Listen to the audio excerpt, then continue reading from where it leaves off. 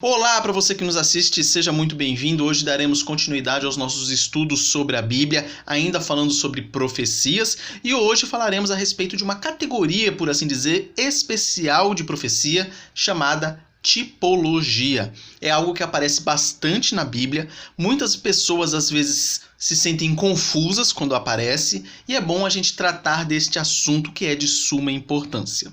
Então, sem mais delongas, falaremos como interpretamos profecias, no caso, as tipologias. E antes de explicar como interpretar uma tipologia, temos que explicar o que é uma tipologia. A tipologia nada mais é do que quando, em passagens do Novo Testamento, o Antigo Testamento ele é citado de maneiras inesperadas.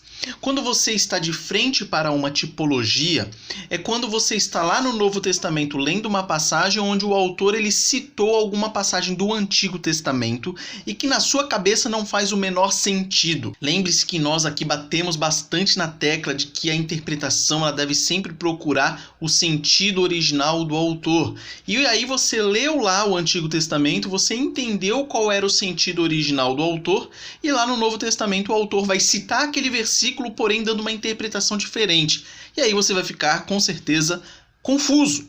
E por isso que é importante a gente traçar aqui alguns parâmetros e te ajudar nesse sentido para que você não tenha mais dúvidas a respeito disso. Disso o quê? De que a Bíblia não se contradiz. Então, às vezes, você pode ter a impressão que a Bíblia está se contradizendo quando você se depara com uma tipologia, mas você vai ver que isso é falso, é apenas uma impressão. Vamos dar um exemplo de tipologia.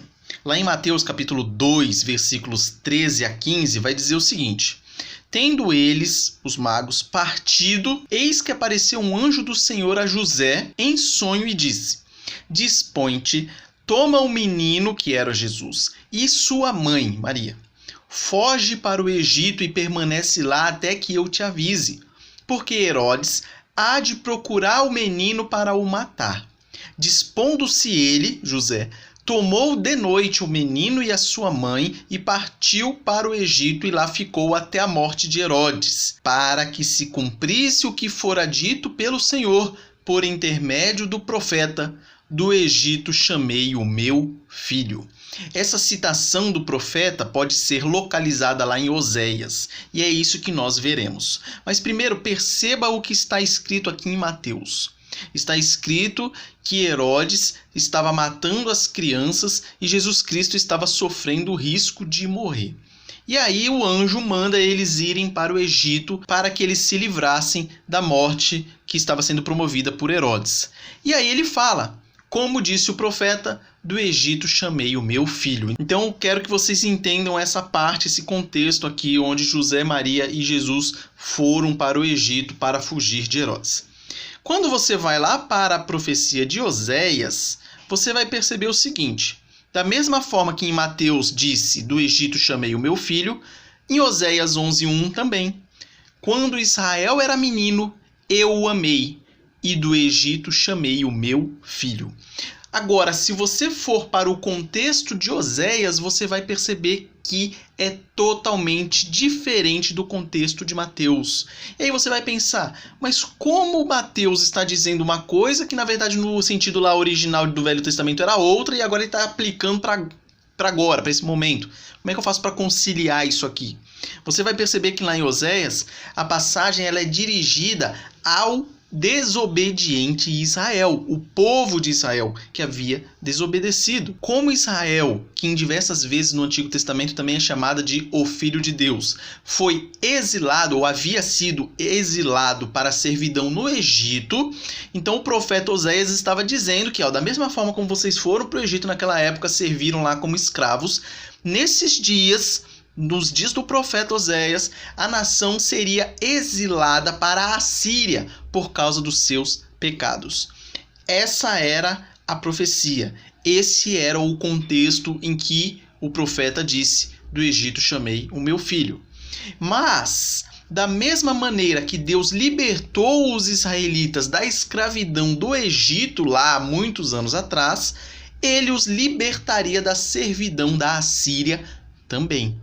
Então, da mesma forma que do Egito chamei o meu filho, Deus também livraria o povo de Israel da escravidão ou do exílio da Assíria. Já em Mateus, ele afirma um entendimento providencial da história. O que isso significa? Mateus acreditava na história como uma série de sucessivos eventos salvadores e correspondentes que se moviam em direção à intervenção culminante de Deus em Cristo.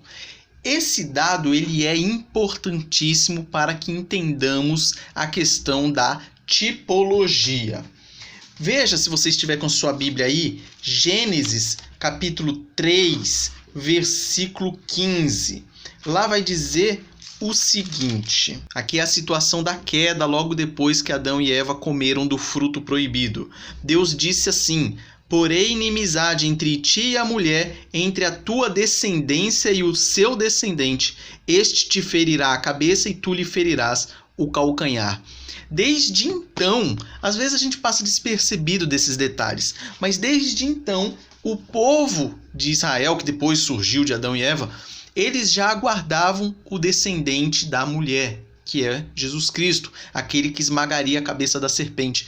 Então você tem que entender que desde aquele tempo eles pensavam que, ou eles esperavam que o Salvador viria.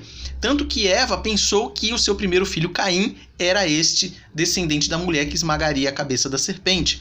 Então você tem, a partir de então, as duas descendências, a descendência da mulher e a descendência da serpente. E aí depois você tem o desenrolar da história. E eles, os israelitas, eles tinham muito claro isso na cabeça deles. Então eles acreditavam nessa progressão da história. Eles acreditavam nessas intervenções de Deus como um processo que culminaria com a vinda de Jesus Cristo, o Messias, o Salvador.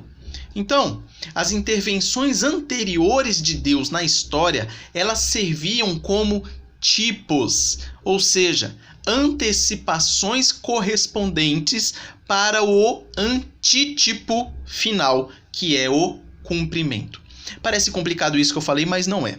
Pensem da seguinte maneira. Vocês já repararam na situação de José? José foi traído, José foi humilhado, José foi exilado no Egito, aquele rolo todo. José, se você for observar, ele era um tipo de Jesus Cristo. Ele se assemelha a Jesus Cristo. O que aconteceu na vida de José era um prenúncio do que aconteceria na figura de Jesus Cristo. Lógico, Jesus Cristo muito maior. Pensem no tipo como uma sombra, um anúncio, um pré-anúncio de algo muito maior que ocorreria. Outro exemplo, Moisés. Moisés, profeta, também era um tipo de Jesus Cristo. Davi, o rei, também era um pré-anúncio ou um tipo de Jesus Cristo. O período em que o povo de Israel ficou 40 anos no deserto é um tipo daquele período que Jesus Cristo passou 40 dias no deserto sendo tentado. Então pensem nisso. Pensem nessas intervenções de Deus na história sempre como sendo um tipo de um antítipo daquilo que viria. Isso você pode ver, observar também nas questões sacramentais. Você percebe na morte do cordeiro, no derramamento de sangue. Era tudo tipo de Jesus Cristo. É tipo um anúncio de Jesus Cristo. E é isso que estava muito bem claro na cabeça dos hebreus, na cabeça dos israelitas. Então, em Mateus ainda, que foi um evangelho escrito direcionado para judeus, em especial, claro, o autor sabia que Deus ele é totalmente soberano sobre a história. Então, por isso, todos os eventos, instituições, por exemplo, o tabernáculo, pessoas, ofícios, feriados, cerimônias salvadoras da época do Antigo Testamento, tudo isso serviram para pré-anunciar o evento salvador final, a pessoa salvadora final, a cerimônia salvadora final. Então perceba, tudo o que aconteceu estava servindo para anunciar aquilo que viria, o clímax da história, Jesus Cristo. Você pense assim, você que talvez se converteu aí depois da adolescência, juventude, um pouco mais velho, você pode observar, se você fizer uma retrospectiva da sua vida, você vai perceber as ações de Deus na sua vida te trazendo para o caminho da conversão. Você pode perceber. Deus agindo. É claro que no momento em que você passava por essas situações anteriores, você não percebia, você não entendia quais eram os planos de Deus. Porém, agora convertido, você entende, você olha, isso que aconteceu estava me trazendo para cá. Essa questão da tipologia é o mesmo pensamento. As coisas que aconteceram anteriormente estavam apontando para frente. E aí, como o evangelista Mateus estava escrevendo já na época do cumprimento das profecias, das promessas, então ele poderia falar, aquilo lá que aconteceu é isso aqui, agora. Então aquilo lá estava anunciando isso que aconteceu agora. Esse estilo de citação do Antigo Testamento ele é conhecido como interpretação tipológica. Essa questão de que os autores inspirados do Novo Testamento faziam ao citar lá o Antigo Testamento como sendo algo que estava acontecendo ou que tinha acontecido ali agora no período do Novo Testamento. É muito frequente essa interpretação tipológica em 2 livros, no caso o Evangelho de Mateus e no livro dos Hebreus. Esses 2 livros falam muito ou trazem muito essa interpretação tipológica. E qual é o motivo disso? Simples. Mateus foi escrito principalmente para judeus e Hebreus, o nome já diz, também. Seu público-alvo era judeus. E o judeu ele tinha muito claro na sua mente o Antigo Testamento. Então, ao eles utilizarem essa ferramenta interpretativa, por assim dizer, eles firmavam na cabeça do judeu que eles tinham razão naquilo que eles estavam falando. Aquilo que foi profetizado lá atrás havia se cumprido agora. Não adiantava os autores do Novo Testamento utilizar uma interpretação tipológica, por exemplo, para os gentios, que não conheciam o Antigo Testamento. Então, para eles, não ia servir para nada. Então você percebe também que os autores do Novo Testamento eles utilizavam as ferramentas mais adequadas dependendo do público-alvo que estava recebendo aquele livro, aquela carta ou algo desse tipo. Interessante para finalizar é que não somente predições específicas, por exemplo, você pode encontrar em Isaías 53, aquele anúncio específico da figura de Jesus Cristo, mas também toda a história de Israel apontavam para Jesus Cristo. E isso é importante você ter em mente para entender como funciona essa questão da tipologia.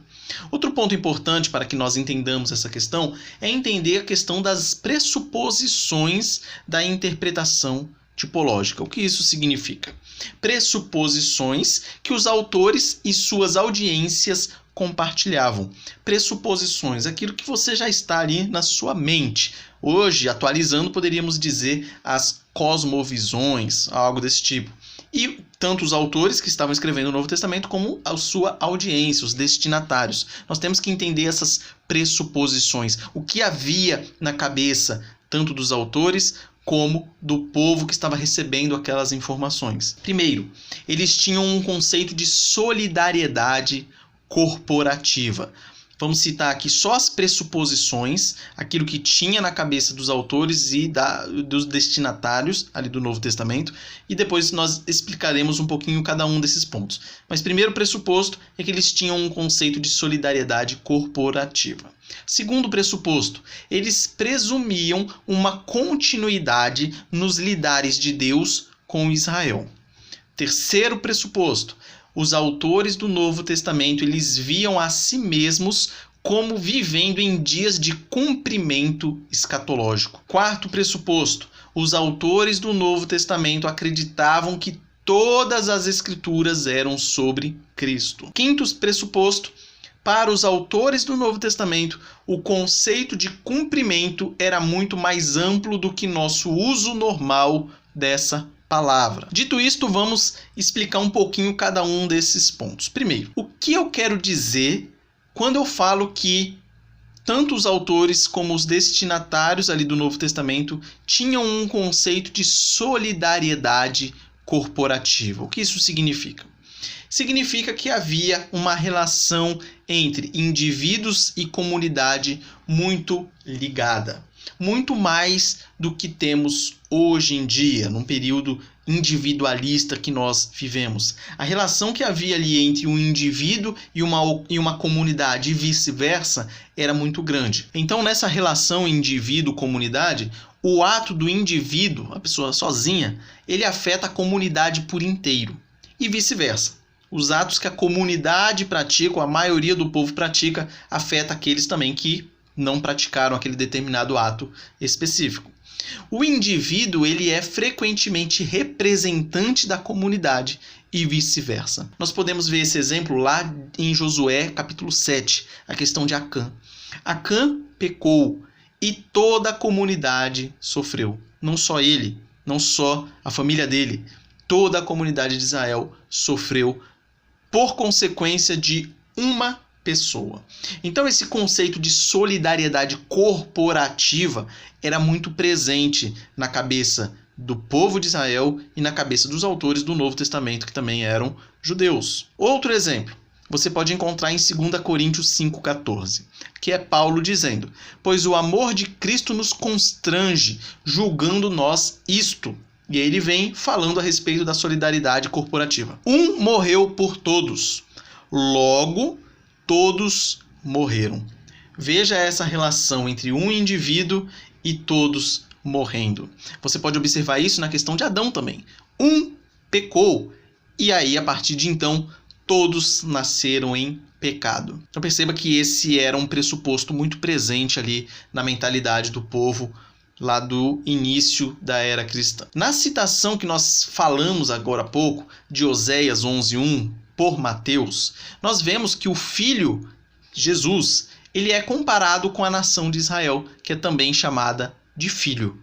Então, embora o filho Israel tenha procurado ídolos, o filho Jesus foi fiel em todas as coisas. Então você também vê esse paralelo, Jesus Cristo e a nação de Israel. Como as promessas feitas a Israel pareceram ameaçadas pela servidão no Egito e também pelo exílio na Assíria, também o papel de Jesus pareceu ameaçado depois que Herodes começou a matar todas as crianças de 2 anos para baixo. Mas qual é a conclusão que a gente chega? Que as promessas e propósitos de Deus para o seu filho Israel ou para o seu filho Jesus Cristo prevaleceram. Então, a soberania, os propósitos e as promessas de Deus prevaleceram frente a essas adversidades que nós vimos aqui acontecendo na história, seja a servidão no Egito, seja o exílio na Assíria, seja a perseguição das crianças visando matar Jesus Cristo lá no Novo Testamento. Outro pressuposto que nós temos que ter bem claro na nossa mente é que os autores e os destinatários do Novo Testamento, eles presumiam uma continuidade nos lidares de Deus com Israel. Não havia dispensações, ou seja, movimentos separados. Aconteceu isso, o povo não obedeceu, deu errado, aí Deus vai lá e monta outro plano, aí deu errado, ele lança um plano B, um plano C, um plano D. Não, eles viam como sendo uma continuidade. Então essa continuidade das intervenções de Deus na história. Por isso que os autores do Novo Testamento podem citar o Antigo Testamento, mostrando, mesmo aparentemente aquilo sendo contraditório, ele mostrando aquele ato de Deus intervindo no Antigo Testamento sendo cumprido ali no Novo Testamento. Então a visão de Israel da história era como uma escada pouco iluminada, uma escada onde você pode ver a luz lá em cima e conforme você vai subindo os degraus, vai ficando cada vez mais iluminada essa escada. Então conforme a história vai avançando, eles percebiam que ia ficando cada vez mais claro. Inclusive, aquele período em que Jesus Cristo veio, muitos já estavam aguardando a vinda dele. Um exemplo são os próprios magos que viram a estrela lá no céu e foram atrás. Mas muitos ali já estavam esperando a vinda do Messias por aquele tempo, sejam aqueles que fizeram os cálculos pelas semanas da profecia de Daniel ou por outros motivos, mas eles esperavam ali o ápice da história, a vinda do Messias, naquele período mesmo que Jesus Cristo veio. Então você percebe que a ideia deles era essa continuidade dos lidares de Deus com Israel no percorrer ou no decorrer da história. Os judeus esperavam que as intervenções divinas posteriores refletissem suas intervenções anteriores, sabendo que no fim o Messias viria. Então é isso que estava na cabeça ali do povo hebreu. Essa é a própria abordagem que os autores do Novo Testamento seguem em suas citações tipológicas do Antigo Testamento. É muito legal você observar essa relação de continuidade e fica tudo muito mais claro quando nós entendemos como eles pensavam. Nós vivemos numa cultura ocidental, 2000 anos depois, tudo mudado, cultura mudada. Então, se nós não entendermos como eles pensavam naquela época, para nós hoje vai ficar muito difícil entender e interpretar certas coisas da Bíblia. A interpretação tipológica é como quando olhamos para o passado da nossa própria vida, como aquele exemplo que eu dei da pessoa que se converteu depois de um tempo e olha e observa os atos de Deus anteriores, guiando a vida dela até aquele determinado ponto da conversão. Terceiro pressuposto é que os autores do Novo Testamento eles viam a si mesmos como vivendo em dias de cumprimento escatológico. O que isso significa? Que os autores do Novo Testamento eles acreditavam estar no topo da escada. Aquele exemplo que eu dei anteriormente, que eles já esperavam a vinda do Messias por aqueles períodos, por aquele tempo ali, e aí na escada, ou subindo a escada, cada vez ficando mais iluminada até ele chegar lá em cima e ali está o ápice, ali está a luz completa. Então, os autores do Novo Testamento eles acreditavam estar no topo da escada, aquele momento culminante. E é claro, eles tinham razão. Jesus Cristo realmente já havia vindo. E eles estando no topo da escada, logo o clímax havia chegado, ou seja, Jesus, o Cristo. Então, eles olhavam para trás a fim de mostrar as intervenções salvadoras de Deus no decorrer da história e ver como esse clímax fora predito. Então eles começam a observar, olha, hoje se estamos nessa situação é porque lá atrás aconteceu isso, isso e isso, e vai fazendo aquela busca histórica mostrando como soberanamente Deus agindo no passado culminou ali com o clímax, com a chegada de Jesus Cristo ali naquele finalzinho ali. Lembrando que o Evangelho de Mateus, que é o que estamos citando aqui, mas bem como os outros evangelhos e todo o Novo Testamento, eles foram escritos depois que Jesus Cristo morreu, ressuscitou e ascendeu aos céus. Então ele também tinha um cunho de passado ali também, mostrando o que Jesus que tinha vindo fez, a sua obra e tudo mais. Para ilustrar um pouco isso, é como se a gente tivesse feito uma surpresa para alguém e a pessoa fica tão admirada ou tão surpresa com a surpresa e depois você começa a contar o que você fez antes para chegar até aquele ponto ali. Então a pessoa ficou tão emocionada e você vai contando, não, é porque há um mês eu tive essa ideia e aí eu passei no lugar tal, e aí eu fiz isso, eu falei com outra pessoa, e aí você vai contando o que foi feito no passado para culminar com aquilo que estava no presente. A diferença da Bíblia é que nós temos isso registrado. Deus nos revelou por meio da sua palavra essas intervenções que ele tinha feito ali no passado. Quarto pressuposto, os autores do Novo Testamento, eles acreditavam que todas as escrituras eram sobre Cristo. E começando por Moisés, discorrendo por todos os profetas, expunha-lhes o que a seu respeito constava em todas as Escrituras. Isso está em Lucas 24, 27 e é Jesus Cristo falando.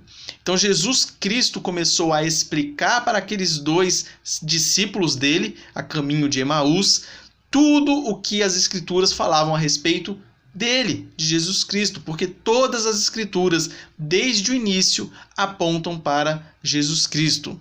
Quer ver? Isso que eu estou falando, um exemplo tranquilo aqui, rapidinho, só para falar do início, né? A gente não vai entrar em muito detalhe, mas só para você ter uma ideia. Se você começa a ler Gênesis lá no começo, você vai perceber o seguinte, no princípio criou Deus os céus e a terra. E aí você vê no versículo 3 do capítulo 1 que disse Deus, haja luz, e houve luz. Então o que acontece aqui? Haja luz, é uma ordem, é uma palavra. E a palavra de Deus, quem é? Isso mesmo, Jesus Cristo. Então você já consegue encontrar Jesus logo no começo das Escrituras e, claro, vai até o finalzinho lá de Apocalipse. Então a Bíblia inteira aponta para Jesus Cristo e eles tinham isso muito claro na mente deles. Então a salvação havia chegado. Desde o início eles esperavam o Salvador. E ali eles tinham a certeza de que o Salvador, no caso Jesus Cristo, havia vindo. Então eles tinham isso como um pressuposto. Ou seja, toda a obra salvadora e todas as revelações anteriores de Deus previam, de alguma maneira, a vinda do Messias. Então, desde sempre, eles aguardavam a vinda de Jesus Cristo e eles entendiam que todas as Escrituras estavam falando, apontando para ele, para Jesus Cristo. O último pressuposto é que, para os autores, o conceito de cumprimento das profecias ou das promessas de Deus era muito mais amplo do que nosso uso normal dessa palavra. Hoje nós utilizamos a palavra cumprimento apenas como sendo algo, apenas como tendo um significado só, um significado raso, de cumprimento de alguma coisa. Só que para eles, não. A palavra cumprimento ela tinha um significado muito maior e muito mais profundo. Então, alguns significados que nós podemos encontrar da palavra cumprir, tanto em grego como em hebraico. Primeiro, o que significa a palavra cumprir ou cumprimento? Significa extrair todas as implicações de algo. Também significa conclusão de um tempo fixado. Também significa atender a um pedido ou desejo. Também significa realizar o que foi prometido. Também significa conformar-se a ou obedecer a um requerimento. Por fim, significa a correspondência a frases, ilustrações ou acontecimentos entre um período histórico e outro. Ou seja, hoje, ao lermos que Jesus cumpriu a profecia do Antigo Testamento, nós presumimos que Mateus se referiu ao cumprimento de uma predição proposicional única e não repetível. Porém, ele poderia estar dizendo isso ou mais amplamente o cumprimento de padrões tipológicos na história de Israel. O pensamento hoje que nós temos é difícil de nós entendermos essa questão de cumprimento como sendo tudo o que o Antigo Testamento falava se cumpriu em Jesus Cristo. A gente busca aquele versículo-chave que diz assim: olha, virá o Messias chamado Jesus Cristo no ano tal, ele vai nascer, ele vai viver até o ano tal, ele vai morrer, ele vai ressuscitar, ele vai ficar um tempinho aqui, depois ele vai para os céus e tudo mais. A gente espera isso, que é no caso essa primeira frase, predição proposicional única e não repetível, como nós temos em Isaías 53, aquela profecia específica sobre Jesus Cristo. Mas não era a forma como os antigos entendiam. Eles entendiam como algo mais amplo, como eu já falei, como tudo aquilo que estava apontando para Jesus Cristo, seja o tabernáculo, seja os sacrifícios que ocorriam, enfim, tudo apontando ali para Jesus Cristo. Depois de nós apresentarmos tudo isso, fica a pergunta: a interpretação tipológica é um modelo reproduzível? Ou seja, nós podemos aqui utilizar a interpretação tipológica. Nós vamos olhar lá o Antigo Testamento e nós aplicamos, aquilo que está falando no Antigo Testamento é isso, que aconteceu hoje ou que aconteceu ontem. A gente pode utilizar essa interpretação tipológica? Cuidado! Nós devemos ser cautelosos em propor quaisquer correspondências tipológicas que não sejam explicitamente mencionadas na Escritura. O que isso significa? Os autores do Novo Testamento eles eram inspirados por Deus. Então eles sim, por serem inspirados por Deus, não erravam. Eles tinham a autoridade dada por Deus para falar que aquilo que aconteceu é aquilo que aconteceu agora. Eles podem fazer isso. Eles podem fazer essa relação de um fato que ocorreu no Antigo Testamento com algo que aconteceu no Novo Testamento. Nós não temos essa autoridade. Então nós não podemos dizer que o fato X que aconteceu no Antigo Testamento e não tendo essa aplicação, essa explicação, essa confirmação no Novo, nós não podemos dizer que aquilo é o que aconteceu aqui hoje, ou há 100 anos, e assim por diante. Então tome cuidado. Se você está lendo uma profecia ou algo do Antigo Testamento que não é confirmado no Novo Testamento, nós entramos na regra clássica de sempre. Procure entender o que o autor quis dizer, para quem ele quis dizer, o sentido, busque o sentido histórico daquilo que ele quis dizer. Essa é a saída. Não tente achar ou interpretar tipologicamente algo que não está afirmado no Novo Testamento. A possibilidade de você errar é muito grande. Devemos manter o primeiro significado do texto como foco principal, sempre. Leu lá o Antigo Testamento, busque lá o sentido principal original, e é isso que você tem que ter em mente. Claro, se no Novo Testamento disser, como disse Mateus a respeito de Oséias, como disse o profeta, do Egito chamei meu filho, aí tudo bem, aí você vai interpretar como o autor quis dizer. Mas lembrando que nesse caso, tanto Oséias, quando ele estava alertando o povo a respeito daquela questão da Síria, ele tinha razão, lógico, naquilo que ele estava fazendo, e da mesma forma Mateus, quando ele cita essa mesma profecia se referindo a Jesus Cristo que tinha fugido para o Egito. Ambos os sentidos tinham o seu público original e tinham o seu sentido original.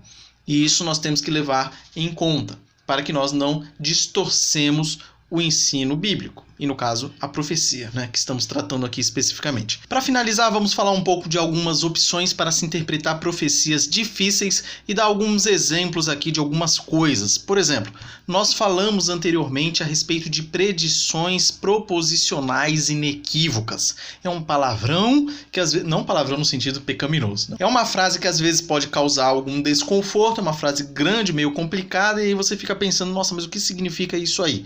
É simples. Perceba o exemplo que eu vou dar aqui, lá em Isaías 53:4. Já citei diversas vezes aqui durante o vídeo, mas é uma predição proposicional inequívoca. Ou seja, é Isaías profetizando a respeito de Jesus Cristo, um fato que não se repetiria mais, uma coisa só, uma coisa simples de entender. Então Isaías disse: certamente ele tomou sobre si as nossas enfermidades e as nossas dores levou sobre si. E nós o reputávamos por aflito, ferido de Deus e oprimido. Aqui claramente ele está profetizando 700 anos antes a respeito de Jesus Cristo. Não tem dúvidas sobre isso. E lá em Mateus 8,17 você vai observar o seguinte. O evangelista vai dizer: para que se cumprisse o que fora dito por intermédio do profeta Isaías. Ele citou ali claramente essa profecia. Ele mesmo tomou as nossas enfermidades e carregou com as nossas doenças. Então isso é predições proposicionais inequívocas. Esse tipo de profecia é aquele mais simples de nós interpretarmos. É aquele que não causa muita confusão, não causa muita discussão. Ele é tranquilo de interpretarmos e de nós percebermos. Agora nós temos que observar que algumas vezes nas Escrituras, dependendo da profecia, umas vai ser muito mais bem explicadas como tipologia. Foi o caso que nós falamos a respeito de Mateus, citando Oséias.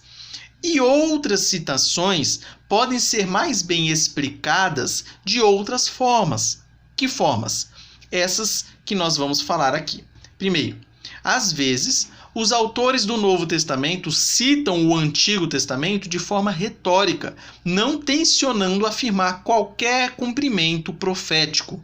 Eles vão utilizar uma passagem do Antigo Testamento com outro objetivo, não se referindo à questão profética. Por exemplo, lá em Números 16:5, vai dizer: e falou a Corá e a todo o seu grupo, dizendo: amanhã pela manhã o Senhor fará saber quem é dele e quem é o santo que ele fará chegar a si. Lá em 2 Timóteo 2,19, o apóstolo Paulo diz: entretanto, o firme fundamento de Deus permanece, tendo este selo: o Senhor conhece os que lhe pertencem. Eu quero me atentar a duas partes. Então, em Números 16:5, vai falar o seguinte: amanhã pela manhã o Senhor fará saber quem é dele e quem é o santo que ele fará chegar a si. E em Timóteo, 2 Timóteo, o Senhor conhece os que lhe pertencem. Então Paulo citou ali o Antigo Testamento de forma retórica. Ele não está falando que aquela profecia de Números 16 tem alguma coisa a ver com o que ele está falando aqui agora para Timóteo. Então ele só citou simplesmente de forma retórica e só. Não busque achar sentidos onde não há. Segunda opção, às vezes, uma única profecia ela inclui múltiplos eventos. Essa é aquela que começa a complicar um pouco mais. Não entraremos muito em detalhes, mas eu quero dar apenas uma explanada geral aqui. Por exemplo, com relação à primeira e à segunda vinda de Cristo. Se você for observar lá em Isaías 61, 1 e 2, não fica claro que haveria duas vindas de Cristo. A primeira para salvar e a segunda para julgar. Perceba, o Espírito do Senhor Deus está sobre mim, porque o Senhor me ungiu para pregar boas novas aos quebrantados. Enviou-me a curar os quebrantados de coração, a proclamar libertação aos cativos e a pôr em liberdade os algemados, e a pregoar o ano aceitável do Senhor e o dia da vingança do nosso Deus, a consolar todos os que choram. Então a impressão que tem quando você lê essa profecia é que a vinda de Jesus Cristo seria um evento único. E aí nesse evento ele viria para salvar e para julgar.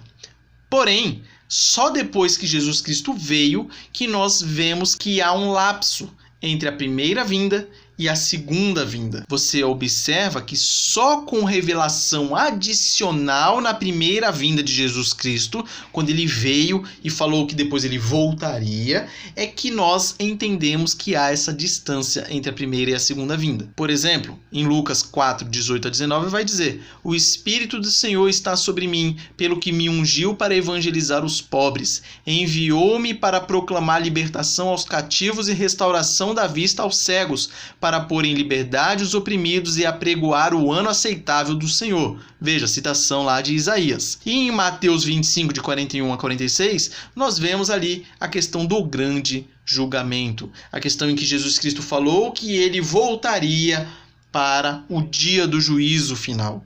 Veja que se você lê só Isaías, você não percebe que haveria esse lapso entre a primeira e a segunda vinda de Jesus Cristo. Então essa fusão de eventos múltiplos em uma profecia é chamada de condensação profética. Você vai encontrar diversas profecias no Antigo Testamento que haveriam de ser cumpridas várias vezes. Isso é a tal da condensação profética. Um dos exemplos é esse que nós demos a respeito da primeira e da segunda vinda de Jesus Cristo, mas nós temos outros diversos exemplos. Mas pensem como sendo essa imagem: montanhas. Uma montanha de longe, às vezes você olha e você percebe apenas uma. Conforme você vai chegando perto e vai se inclinando um pouco, você vai percebendo que às vezes são duas e uma longe da outra. Então isso é a condensação profética. Veja, você viu uma só, olha, é uma só. Aí você vai olhando de lado, na verdade são duas. Então é importante a gente observar isso para que também não caiamos em alguns deslizes, em algumas cascas de banana, por exemplo, achando que uma profecia com essa condensação profética já aconteceu e não vai se repetir. Temos que ficar atento porque pode acontecer de algumas profecias terem essa condensação profética, ou seja, esse cumprimento em várias fases, vamos dizer assim, ou uma profecia só com 3, 4, 5, 10 cumprimentos no decorrer da história humana. Beleza? Então, com isso, nós encerramos essa questão a respeito de tipologia. Espero que tenha ficado claro aí na sua cabeça. Se não ficou, não tem problema, mande a mensagem aí nos comentários e a gente tenta esclarecer um pouco melhor das próximas vezes. Então é isso, que Deus abençoe a sua vida, te dê muita graça neste domingo e nessa semana que se inicia. Um forte abraço e, se Deus quiser, semana que vem estaremos juntos aqui novamente. Até semana que vem.